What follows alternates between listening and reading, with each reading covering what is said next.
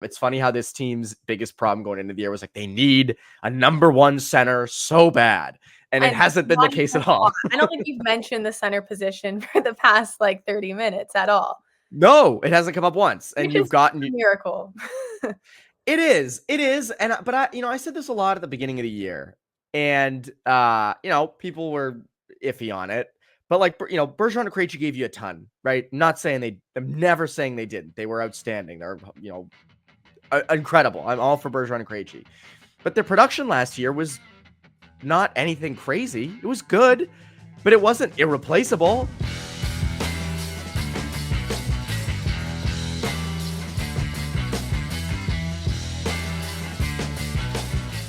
And welcome into the Bruins Beat on CLNS Media, presented by our friends at FanDuel and Factor Meals. I'm Evan Marinofsky, and today we're debuting a new guest.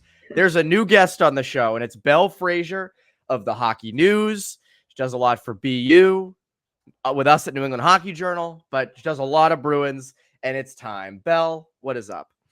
Hi, Evan. Thanks for having me. Very excited to be here. I've been a devoted Bruins Beat listener this year, so ecstatic to be on the show. Well, I am excited to have you, and thank you. Connor Ryan usually does the first episode of the week, but Connor is very sick. He's got some viral thing. I don't know. He can't talk. So another BU kid for one, BU kid. A Boston hockey blogger for one. Well, so this is the thing, and I realized it today. I think we've had 3 or 4 straight BU people on this show because it was you, Scott McLaughlin comes on, Connor obviously is a regular. And it's I'm getting a little sick of the BU people. There's too many of you guys. And we've really infiltrated the Bruins Beat. You have. I've talked about this with a few people. There's a couple UMass, but there's a lot of BU, which makes sense. You're a student at BU. You're a senior at BU, which is really impressive that you're doing all this stuff. So props to you, even though you do go to BU. So we can agree on, though, we don't like BC. So we can. Yeah, that's one thing we're totally fine on. Yes, especially after UMass got porked this weekend by officiating against. It almost looked close on Friday. I was like, and then well, I turned the game on. I got home from a prep game, and the UMass was obviously hosting BC, and it was 2-1 in the third, and I'm like, all right, they got this. And then BC just, Ryan Leonard just started going off, and I was like, I got to turn this off. I can't take it. But then they got screwed with officiating that night. They got screwed with officiating on Sunday. So that continues, but whatever. Who cares? It's in the past. UMass is going to find a way in the tournament, and that's all that matters. Totally. Speaking of resilience, the Bruins get a resilient win on Monday, the afternoon matinee, beating Dallas 4-3 in a shootout. I thought when Craig Smith was coming in on that shootout attempt, I was like, that's going in. And I think Andrew Raycroft said this in the post-game show, and he's right. It's kind of a little bit of a symbolism of how Craig Smith's career has gone the last couple of years. Right there, but not quite there. And so I thought that one went in. I was like, oh, man. Well, that's the thing. It was because after McAvoy had won, it's how many more guys do you have on the bench that can go? Right. McAvoy, though, is sneaky a very good guy in the shootout. He's always a guy that goes later than he should, who is pretty good at it. And again, thank God the Bruins got to the shootout because, man, I think they touched the puck, 5 times in overtime? Yeah. They never had it. Yeah, no, I think that game felt like one of the more must-win games of the regular season. Just closing out the 7-game homestand, they'd lost 5 of their last 6. If they lost that, they would have only won 1 game in the homestand. And, honestly, homestand or not, losing 6 of 7 at this point of the season, it's not good. And Jim Montgomery, his message the whole week has been I like our process. I like our details. We just have to, push it over the edge. It's that's almost not an excuse anymore. Everyone's sticking to the process right now. You just have to learn how to win games. So I think this was a really important win, especially ahead of a 4-game Western road trip, facing some tough competition in Seattle, who they already faced last week at this point. Well, I was going to say, you look at how this homestand went, and it wasn't great. There were a couple close calls in there, but, Tampa, I couldn't get that done. And then you had some ugly games like Calgary, in Seattle, but you look at Mondays and I'm watching it and I'm like, if they can't pull this out, they're going to go on the road, and road trips can be galvanizing and that can help. Yeah. But at the same time, you don't want to go off like that where you have a stinker against Dallas, because let's face it, and I don't mean to make this a negative thing, but you got 2 goals from the fourth line throughout the game. You're not going to get that all the time. It's good you got it. Congrats to Justin Brazeau for doing that. I mean, that's awesome. Dude's huge, gets a goal. And Boquist had a good game. And he was rewarded by going in the shootout and getting a chance to shoot it straight into Ottinger's blocker. But that's okay. He still was in it, which was great. But then, you look at, your one other goal was the 6-on-5 Pastrnak one-timer. I don't mind getting outshot if you're getting a lot of high danger looks. They did have 12 at 5-on-5, but it felt like some of their sustained ozone time was just, passing around the perimeter, shot from the point. And I don't love that stuff. So it wasn't the prettiest win, but I think it kind of hits back at like, you did it. And I think that's kind of all that matters. Well, I think, it's interesting talking about the high danger chances, especially in the third period when it's tied 2-2. You could feel the TD Garden crowd getting frustrated, and even watching, you're just like learn how to extend a lead, like learn how to win in the third period. And when Dallas scored to take the lead there, I mean, it just went silent. It was like, are they really doing this again? But then at the same time, like, you have 6-on-5 with Pastrnak in his office. That no-look pass from Charlie McAvoy was highlight reel material. You could see it developing too. It was good. Yeah. So it's great that the Bruins ultimately have that talent to fall back on, and no matter whatever situation they're in. But yeah, it's so true. In the third period, you really didn't feel that offensive firepower that, they're going to go out and score on this next shift that you really saw in the beginning of the season. No, you didn't. And, it's funny, like, we're going to get to the trade deadline in a little bit and kind of how things are looking heading out west. And like, I love Danton Heinen's game. I do. But on the third line, I and again, like, it's nothing against him personally or anything, but I just think if you're going to go into the playoffs, you've got to figure out something or a more long-term fit with that top 6. And it's tough because that's going to cost you a lot. I think that's the really tough part, is they don't have the assets. It would take a lot to get someone who can, stick in your top 6. But you see a guy like Heinen who pitches in, scoring here and there, plays a really strong two-way game. He's a great penalty killer. But I don't know if that's your long-term solution in the top 6. And I think when you have a guy like that in the top 6, there are going to be some games where he pops and it's like, okay, Danton Heinen got you a goal and an assist, or, contributed to a few different big scoring opportunities. But then there's games like today where it's just the scoring's not really there. And I think that's the tough part with this top 6, is it's not rounded out the way I think you would want a team that is a Stanley Cup contender to be rounded out. Yeah, I completely agree. I think the top 6 scoring, we can talk about trade deadline, just hasn't fully been there when you need it. Like you said, the 2 goals from the fourth line was huge. Like, I think that's been a really big problem for the Bruins this year. Third line has been good, but they really haven't had a real identity to their fourth line that they needed them to. And you've kind of seen that come the past couple games. It's a really small sample size. Who knows how long these guys are going to be up for? But there are games like this where it would have been nice if, your second line right winger scored. But at the same time, like, I don't know. I can't think of anyone that could go 1-for-1 in a trade, or 1-for-1 in a prospect in a trade with the Bruins at the deadline that would make them immediately better come playoff time. I agree. And I think that's the tough part, in that, I guess if it was for someone like Lindholm and you really were like, we're going to lock him up long-term and this and that, then that makes sense. And you can deal pieces and prospects for that. But, in terms of, I think the real addition to this team for the playoffs is Jake DeBrusk. Yeah. And I've said this a lot over the past couple of weeks. I think you're at the point of no return. You can't deal him off at this point, because you're in the thick of a playoff push. Unless you're dealing him for someone you're going to have long-term that is better, you can't deal a guy like DeBrusk in a playoff push like this. And so to me, that's sort of the addition that you have.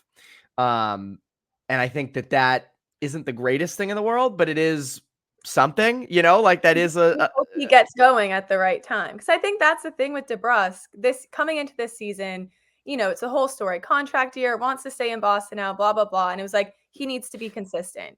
He needs to reach the 30 goal mark, the whole thing. Like everyone was saying it. And then he comes in and he's had spurts of 3 or 4 games among like 2 weeks of each other where you're like, oh, maybe this is the turning point. Like, I think at the Hockey News, we've written 3 different articles like, oh, like, is this like, this is it finally, and he just hasn't put together, I think, like, since the Christmas break, more than 5 games in a row where you're really feeling him make a big impact.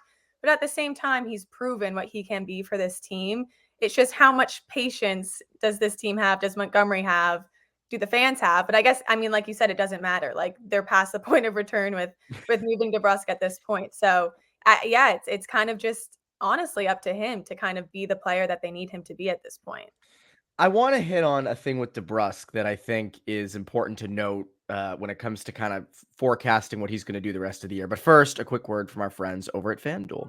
Quick break in the show to tell you about our good friends over at FanDuel. Get buckets with your first bet on FanDuel, America's #1 sportsbook, because right now, new customers get $150 in bonus bets with any winning $5 bet. That's $150 if your bet wins. Bet on all your favorite NBA players and teams with quick bets, live same-game parlays, exclusive props, and more. Just visit FanDuel.com/Boston and shoot your shot. FanDuel, the official sportsbook partner of the NBA. So I mentioned DeBrusk before the commercial break there. And, when the Bruins were going good prior to coming home, Yeah. prior to being home for 7 straight days, their offense was generated on just working hard below the goal line, forcing turnovers, finding guys in front of the net and converting chances. And that is where Jake DeBrusk does well. We've always said this. DeBrusk is not the guy that's going to dangle through 3 guys and go top corner. He's not the guy that's going to, set up for one-timers like Ovechkin or something like that. He's not doing much of that now anymore.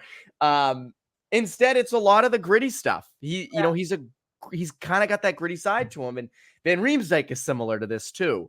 And at some point, love JVR's game right now. Sorry.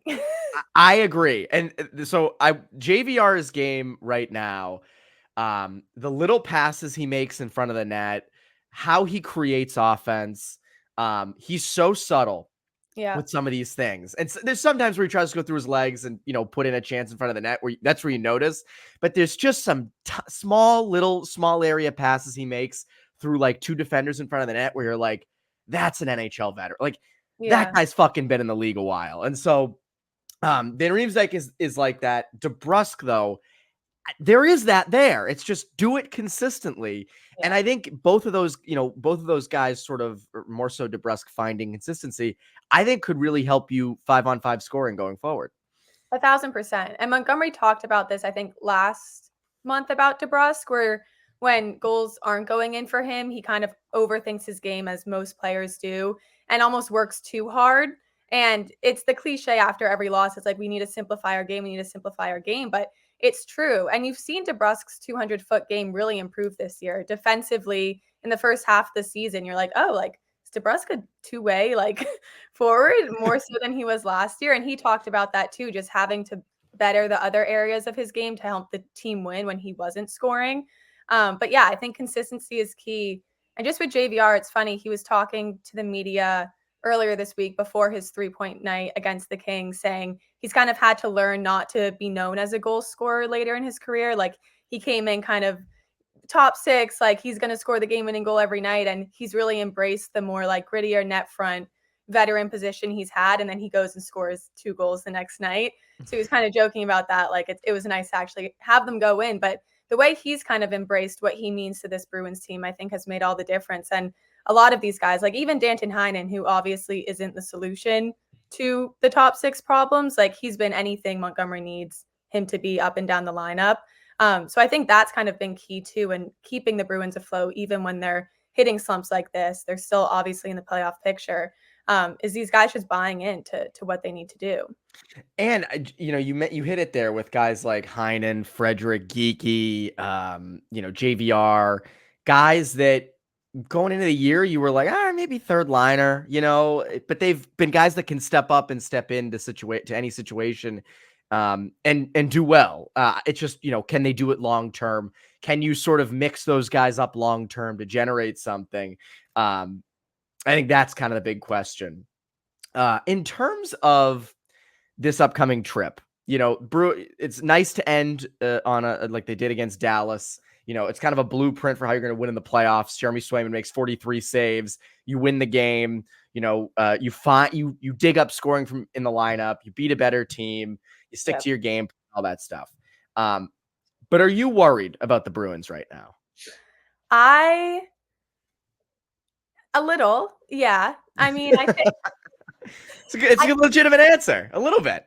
A little bit. I mean, I definitely agree with what a lot of the message coming from the team has been, which is like the last 3 games we didn't get the win, but it wasn't like we played how we did against Calgary or how we played against Washington. Like those 2 losses were really concerning because it was just zero effort. It was sloppy. There was not even more than a shift or 2 where they got to Bruins hockey. And I think that was worrying, where it's like, oh, like it's completely unraveling. But the past 4 or 5 games, I think they're playing quite similarly to how they've played most of the year. It's just the teams they're facing are a lot more desperate, and they've gotten better since the first time they faced them, and they need the points too.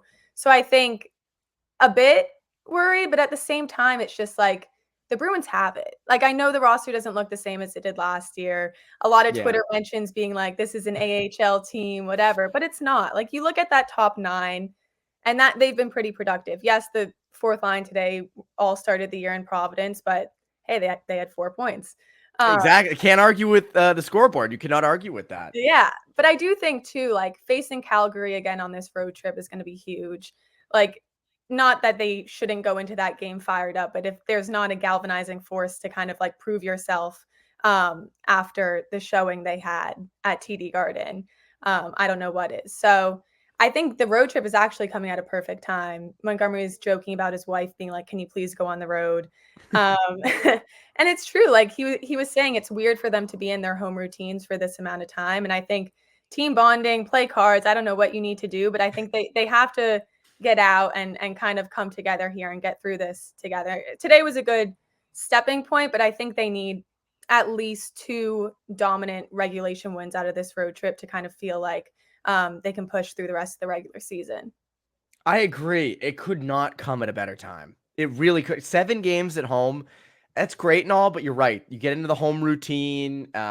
You just and it didn't go well. If you win 7 in a row or you win 5 of 7, then it's fine. But that wasn't the case here. I want to talk deadline. I want to talk what needs to change, things like that. But first, a quick word from our friends at Factor Meals. Factor's delicious, ready-to-eat meals make eating better every day easy. Wherever tomorrow takes you, be ready with pre-prepared, chef-crafted, and dietitian-approved meals delivered right to your door. There are 2-minute meals, fuel up fast, with Factor's restaurant-quality meals that are ready to heat and eat whenever you are. There's snacks, smoothies, and more. Discover a wide variety of easy options for the entire day, like breakfast, midday bites, and more. Sign up and save. We've done the math. Factor is less expensive than takeout, and every meal is dietitian approved to be nutritious and delicious. Factor is the perfect solution if you're looking for fast, upscale options done easily, and they're flexible for your schedule. Get as much or as little as you need by choosing 6 to 18 meals per week. Plus, you can pause or reschedule your deliveries anytime. And no prep, no mess meals. Factor meals are 100% ready to heat and ready to eat, and there's no prepping, cooking, or cleanup needed. So head to factormeals.com/Bruins50 and use code Bruins50 to get 50% off. That's code Bruins50 at factormeals.com/Bruins50 to get 50% off. Now back to the show. So the deadline. It obviously is the big thing. March 8th is the day. What's it, like 2-3 weeks away? Around that. So it's coming up. We talk about it like every week. How can you not? It's the biggest thing. What do you think's the biggest need the Bruins have? I think it's 2 things. It's the 2 obvious things I think everyone's talking about, like a top 6 wing. I think what we were talking, like a goal scorer, but also defense. Like that third pair, I think it's held up well enough. Kevin Shattenkirk and Parker Wotherspoon have been flipping in and out for one another. I just don't know in a playoff series if it's going to give you what it needs to give you. And, Forward and Shattenkirk provide that veteran presence. They're more gritty, whatever. Like Shattenkirk has some offensive upside, but like they're slow and the turnovers aren't great. And it's not just them. Like I'm not trying to throw those two under the bus. Matt Grzelcyk had an atrocious turnover today. Jeremy Swayman. That was two straight on that. There was a pass to the middle that got knocked down, and then, I agree with you. But crazy to hear you say bad things about people who went to BU. I did not think I'd see that out of you in this episode, but here we are. Unbiased reporter, Evan. Yes, very unbiased. Did you see Charlie McAvoy's shootout shot? Anyways, but no, I think some depth defensively. Left shot for Forbort, perhaps. I think he's been struggling a lot with injury. Montgomery has never really said that he's ever been back to 100%. Scott McLaughlin asked Montgomery about Forbort yesterday, and he said he's a guy that's trying to get back into the rhythm of the game. He's happy with some of his games. He's sure that Forbort wants to make some corrections on other ones. So not that it's a glaring hole because, they had almost 4 defensemen earlier in the season. Mason Lohrei came out, and then that's when Wotherspoon really earned his keep. And I really like Parker Wotherspoon. He's shown no reason not to stay up and be an option for them. But yeah, it's not as a bulletproof blue line as the Bruins have had, and that you're going to need in playoffs. Like you look at the Vegas decor, just as a recent example of a Stanley Cup winning team. And I don't know that's always the goal for the Bruins, but it just doesn't match up. Even the New York Rangers too, just looking at someone who's kind of neck and neck with the Bruins right now. Like I just think there's a little bit more depth there, but at the same time, it comes back to the same conversation. Like, what are you going to give? Who are you going to get?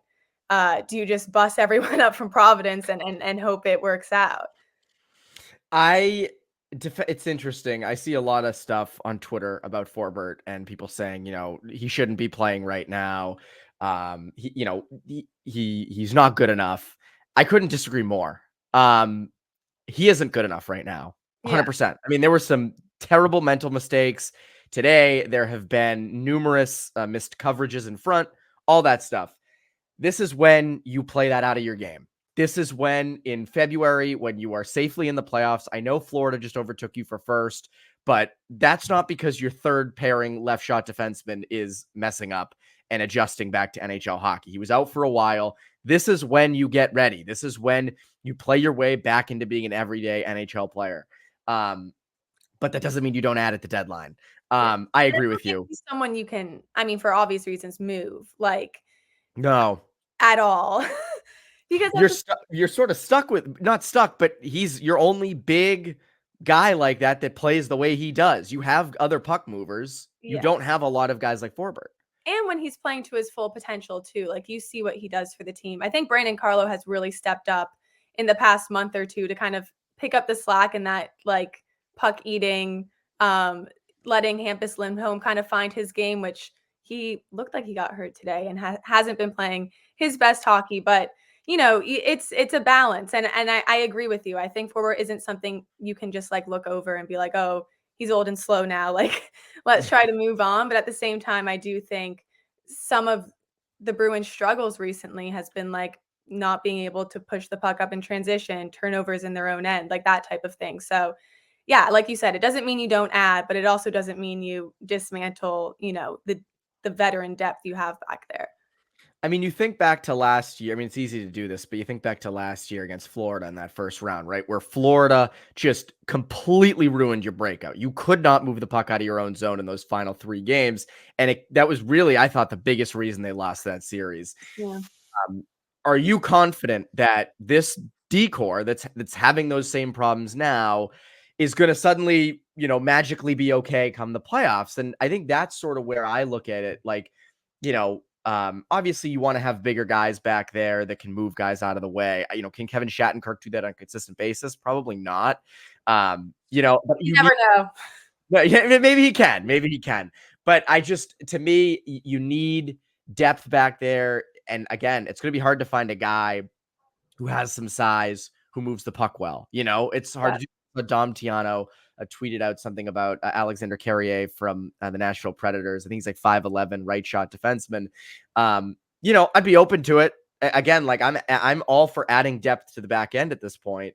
But it's got to be the right kind of guy, and you need a little bit of size. You need to be able to move the puck.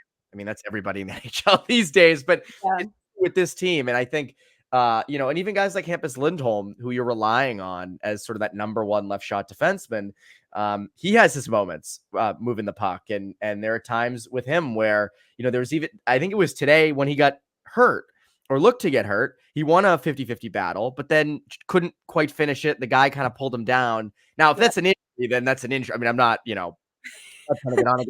Get up. Let's get up. Come on. Be fine. But there are those things that worry me. And I think the left side, especially where it's, Lindholm, Grzelcyk, Forbort, they all have pretty big holes, relatively speaking. Grzelcyk and Forbort especially, but Lindholm is sort of that number one guy. So to me, I think top six, I know you mentioned top six forward, and I agree with you. You do need one.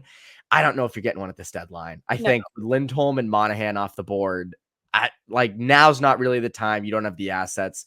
What I would rather them look towards is some depth in the bottom six, another forward in there who can, play with a little bit of size and generate chances. I don't know if Brazo is that guy, because it was first NHL game. Although right now he is averaging a goal per game in his career. So I think he should retire. So you end as a goal per game guy.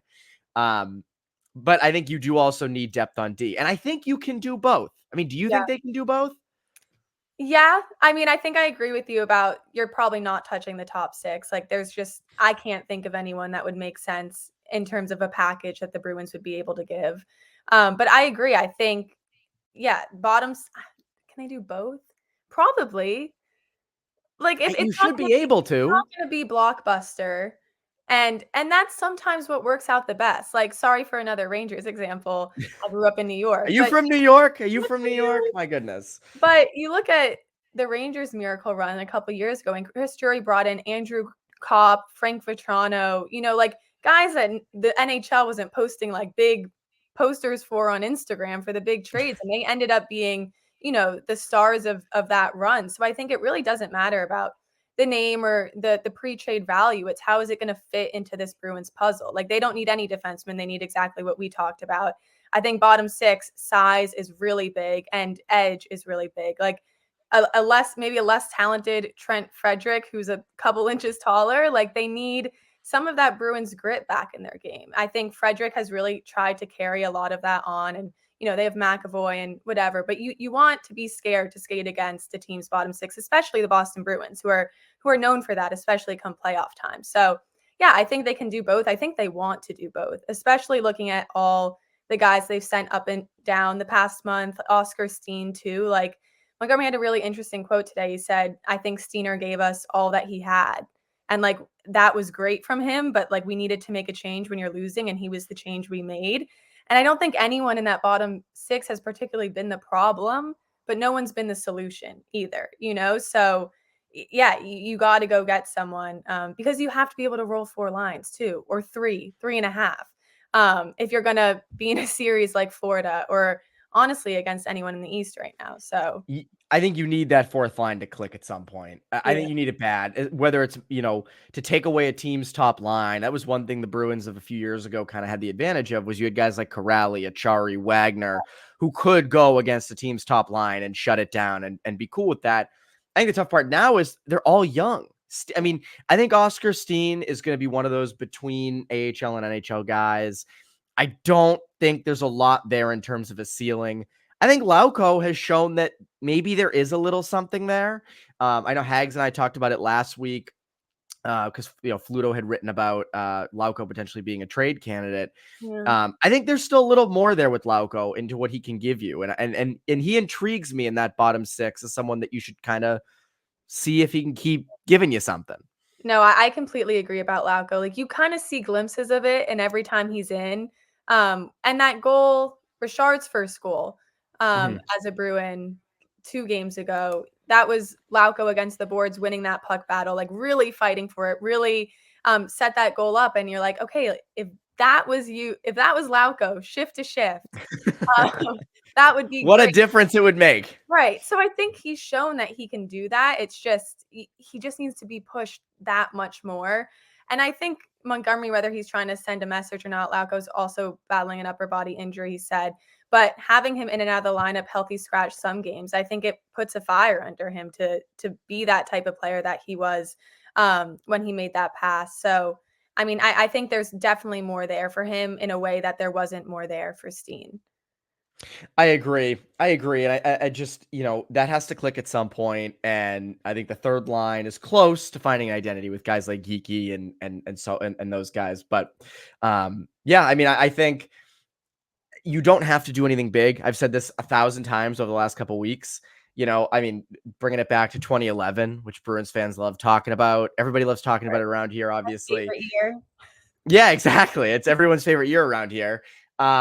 You went out and got Chris Kelly and Rich Peverley and Tomas Kaberle, and that was it. You added depth at forward. You added a puck moving defenseman who didn't do a heck of a lot in the postseason, but he was an extra body. I think you can do that again this year and be okay, and you can supplement what you have. Does Sweeney get crafty and add someone huge up front? I don't think so. I think if you said to me, Sweeney's going to go out and get Noah Hannafin, maybe, and I mean that would help. And I think that's someone they want and all that. But up front, I don't think there's. Yeah, he's say Seb's guy is a local guy, like that makes perfect sense. Yeah. But in terms of up front, I don't know who it would be. I think free agency might be more the route this year. It's funny how this team's biggest problem going into the year was like they need a number one center so bad. And it hasn't been the case at all. I don't think you've mentioned the center position for the past 30 minutes at all. No, it hasn't come up once. And you've gotten a miracle. It is. But I said this a lot at the beginning of the year. And people were iffy on it. But Bergeron and Krejci gave you a ton, right? I'm never saying they didn't. They were outstanding. They're, incredible. I'm all for Bergeron and Krejci. But their production last year was not anything crazy. It was good, but it wasn't irreplaceable. It was, it's like in Moneyball. Moneyball when they're replacing Giambi, Isringhausen, and Damon. And, Bean's going around the table going like, what's the problem? Then we got to replace Giambi, Isringhausen, and Damon. And he's like, wrong. And it's like, the problem is you have to replace their production. You got to replace their runs. And with the Bruins, with, Bergeron and Krejci, you can't replace their leadership. Obviously, that's impossible. But in terms of two-way play and just points, Coyle and Zacha are on pace. I was going to say, they've been good Coyle defensively. has not been praised enough for what he's done this year. Completely agree. So quietly too. Like he is, the player he's turned into, not only just crushing all of his career points, it looks like he's on pace to do. But we've said consistency so much his podcast, but it's true. Charlie Coyle has had very few games strung together where you're like, oh man, is he in a slump? He really hasn't been. And he's been such a leader for that group too. I mean, and that was something I wanted to mention too. I know it's not the stats or the stuff that really counts at the trade deadline or the amount you believe in a team, but those guys in the locker, they really believe in each other. The vibe in the room, even after a loss, especially after a win at practice, especially the last couple months, has been good. It hasn't felt, you haven't felt that panic in there. And it's the little things like Swayman coming in with a drumstick or the camaraderie is there. So I think that's a big thing too, where they believe in the group they have. And that goes a long way when you're you could add a couple pieces and we'll make it work. Or you could say, this is the team that's going to try to make a run and we'll try to do that for you. So I don't think they're in there being oh man, get Heinen off my right wing, So I hate this guy. This guy stinks, I agree with you. The vibes are good, but I will say this. The vibes were great last year. The vibes were all time last year. I mean, and I think that's one of the things that I think trauma from last year. That's what I mean. Everybody's scarred from last year where it's okay, that's great. The goalie hug is cool. I'm all for it. I'm not I'm not Felger being oh, get that out of my face. I'm for it. It's awesome. But I need to see them win a round. I've got to, because again, Bell, going into last year, I thought they were invincible. I did. I thought that they were going to cruise through. When I saw them at the Winter Classic, it was, they were just the way they won and the way they won down the stretch. And Olmark scored a goal and the goal, it was like just pile on of like, how can you pick against this team? Yeah. And now it's like, all right, we're all protected. And that's why I also think, with this deadline, they rightfully went all in last year. It was good they did. I'm glad they did. Imagine if they didn't do it and then they lost in that same way. It would be like, come on, like Sweeney's should be gone. But I think they're looking at this year of we don't have a ton of assets. That's okay. We have a good roster. It works. There's that potential we've talked about a number of times in this show where you do have guys like DeBrusk and Van Riemsdyk who can score in kind of gritty ways. Let's just see what happens. You have the goalies. You know that if one stinks, you can put the other in and you can go back and forth. One thing on Coyle, I don't know if you saw this. The Athletic did like a player poll where they poll guys around the league. Obviously, that's what a player poll is. And they ask every year the underrated players. Yeah. And Barkov wins every year, which to my point is like, Barkov, if he's underrated every year, he's not underrated anymore because you can only be underrated for like a year or maybe X 2 amount of time, yeah. And then you're rated properly. You have moved into the mainstream. I think Charlie Coyle got like 1% of the vote, along with a number of other guys. And it's like, that's a guy who's underrated. Like, that's a dude who for so long it was like, he's not worth his contract. Now it's like, oh, he's worth way more than he's making. So I agree with you. And for him too, I think it's one of the bigger things is that he's upped his offensive production. He's upped his responsibility, but he's still that steadfast, stalwart penalty kill guy. He's still out there in the last 2 minutes of a game with a 1-goal lead. The other parts of his game that made him valuable to the Bruins before he was their number 1, number 2 center are still so prevalent. And he's just been able to put it all together and really round out his game, which is what they didn't just need a scoring center. They needed Charlie Coyle and all that he is, and he's really stepped up to the plate in that sense. I agree with you. And I have loved Coyle's game this year. I think he's moved well out of he's best as a number 3 center. He has moved completely past that into, all right, that's a top 6 center. You've got your guy. The only reason I think now you have to go out in the offseason and get, if you really want a top 6 center, is if you want to move Zacha to the wing. And that's suddenly your way of like, okay, we're going to have a solidified top 6 by putting, let's say, Lindholm in the middle, and we're going to put Zacha on the wing, or put Lindholm on the wing with Zacha in the middle. That's the only way you do it. It's not out of necessity now. I don't think that's the case anymore. I think both of those guys, Coyle and Zacha, have moved into their legitimate top 6 centers. And I've said this before on the show, the only way that you're really getting a number 1 center of the future is if you draft that guy, which is why you need more first round picks. So it's interesting too. With Patra, feels like he's so out of the picture now, but he's not. He's not. He's not. So, and I'm not discounting Patra. No, but I was just thinking, like, when you said move Zacha to the wing, I'm like, oh, that's so true. But he's gotten no reps there. And then, like, do you move Patra up and then do you move him to the wing? It's like, it's interesting. At the deadline, you're kind of thinking of the team for the playoffs and for next season. I mean, Patra hasn't crossed my mind when we were talking about it, but that's another piece that you expect will come in better than he was this year, next season, and healthier too. Well, I'm glad you brought him up because you're right. I think that's another guy who, if you're going to go out and sign a Lindholm in free agency, you have to think, all right, what's the ramifications of this? Are we going to now push Patra down further? Do we need him as much? And I think I want them to develop Patra. I want him to get every opportunity to be a top 6 center because, like you, I believe he can be. I think he showed it this year in spurts. I think he's a 19-year-old kid. Like a lot of people are like, oh, he's in over his head. And it's like, no, he's not. But as a 19-year-old kid, you're going to have some off nights in the NHL. You're going to get squished like a bug up against the glass at times. It's okay. It's not the worst thing in the world. And I think when he comes back next year, fully recovered, with a full off season of working out and getting stronger and getting bigger and knowing what he has to work on, I'm very excited to see what Patra brings you next year. So I haven't counted him out either in terms of potentially being a top 6 guy next year. Yeah, and that's someone I think you can't just put in a bottom 6 role, even if he's not playing the best hockey everyone wants him to be. I think you saw right before he got injured when he was on that 4th line, it was like, no offense, who was it? Beecher at the time or Boquist at the time and Steen and Lauko, but like Poitras's not going to get better playing with those guys. No, he's going to get NHL reps, but yeah, I agree with you. Like, he should have every opportunity to turn into the young center that every Bruins fan was begging for and praying for. And he randomly kind of became for a couple games there. So yeah, we'll see. That's also something I guess to be excited for next season, even though it doesn't apply to, the immediate need for success. What have you done for me lately? That's what it's all about around here. Belle, thank you so much for coming on. What can the people look forward to from you? You have a million different things you do. Lay it all out. What should people be looking out for you for?